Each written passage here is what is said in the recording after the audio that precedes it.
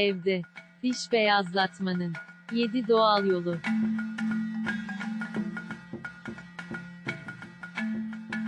Evde diş beyazlatmanın 7 doğal yolu ile siz de arzu ettiğiniz mükemmel dişlere kavuşacaksınız. Hepimizin hayali, bembeyaz inci gibi dişlere sahip olmaktır. Güzel dişler, gülümsemenizi güzelleştirmekle kalmaz, sizi çekici biri yapar. Beyaz ve düzgün sıralanmış dişler, güzelliğinize güzellik katar. Karbonat.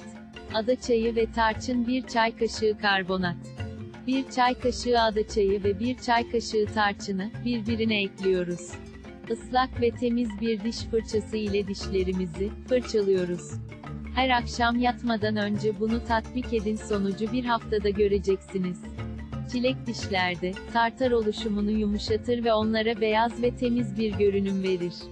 Çilek, diş macunlarında beyazlatıcı olarak kullanılan önemli bir enzim olan malik asit içerir.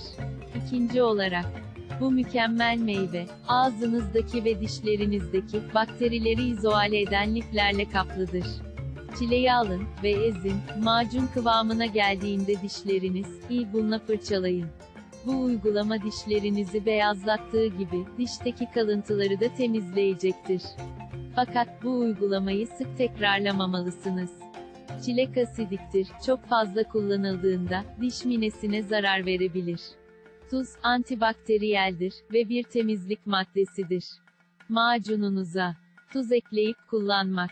Tuzun aşındırıcı özelliğinden dolayı dişlerinizdeki kalıntıları giderir, temiz ve beyaz dişlere kavuşursunuz. Dişlerinizi beyazlatmak istediğinizde bu uygulamayı yapabilirsiniz. Defne yaprağı ve portakal kabuğu. Defne yaprağını alın ve ezin. Portakal kabuğunu rendeleyip, ezdiğiniz defne yaprağına ekleyip macun kıvamına getirin. Diş fırçanıza bu macunu sürün. 5 dakika boyunca dişinizle bununla fırçalayın. Dişleri beyazlatmakta kesinlikle etkili bir yöntemdir. Her gün uygulanması dişlerin üst tabakasını aşındırabileceğinden tavsiye edilmez. Havuç. Çiğ şekilde havucu rendeleyin.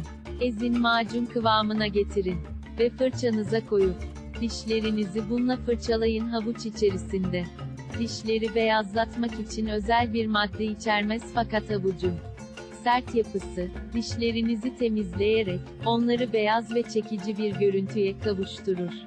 Havucun dişlere uygulanmasında herhangi bir mahsur olmadığından, dişlerinizi beyazlatmak için her gün uygulamanızı tavsiye ederiz.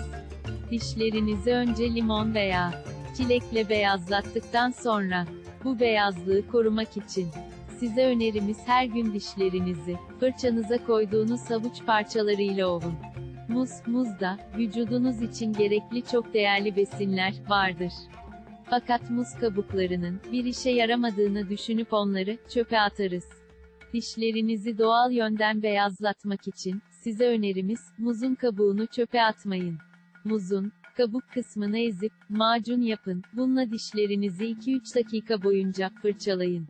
15-20 dakika sonra normal diş macununuzla fırçalayın.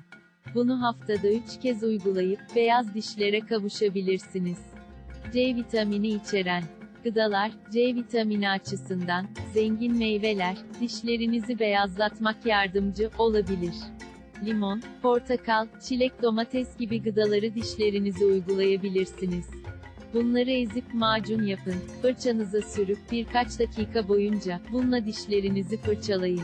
Biraz dişinizde dursun bu macun, ardından dişinizi yıkayıp durulayın. Dişleriniz beyazlayacak ve temizlenecektir.